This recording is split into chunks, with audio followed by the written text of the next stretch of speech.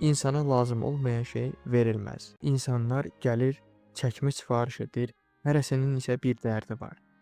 Biri ölüm qorxusu, biri yoxsulluq qorxusu, biri xəstəlik qorxusu, biri öz gələcəyim necə olacaq deyə qorxur.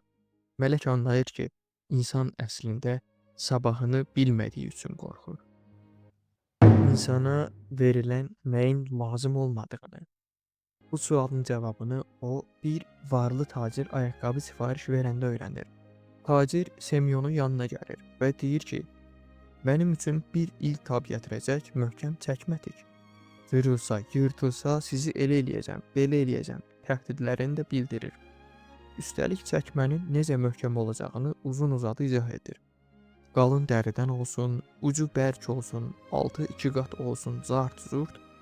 Semyon gilə çəkməsini tiksinlər deyə çox bahalı bir dəri verdikdən sonra oranı tərk edir.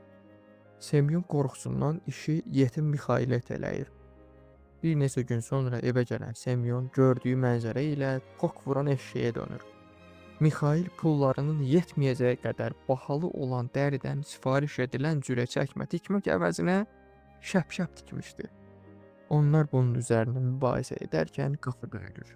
Gələn varlı tacirin köməkçisi onlara tacirin ölüm xəbərini çatdırır. Amma Mixail mələk olduğuna görə tacirin tezliklə öləcəyini əvvəlcədən görmüşdü. Buna görə də ona çəkmə yox, tabutda geyinə biləcəyi şəpşəp tikir. Bu zaman Mixail öz-özünə anlayır insana verilən nəyin lazım olmadığını. Tacirin uzun ömürlü çəkməyə ehtiyacı yox idi. Çünki yaşayacaq vaxtı qalmamışdı. İnsan gələcəyi bilmədiyi üçün çox vaxt yersiz planlar, lazımsız istəklər, böyük hədəflər qurur. Amma həyat ona yalnız həqiqətən lazım olanı verir. Tolstoy bunu bir cümlə ilə yekunlaşdırır. İnsana lazım olmayan şey verilməz.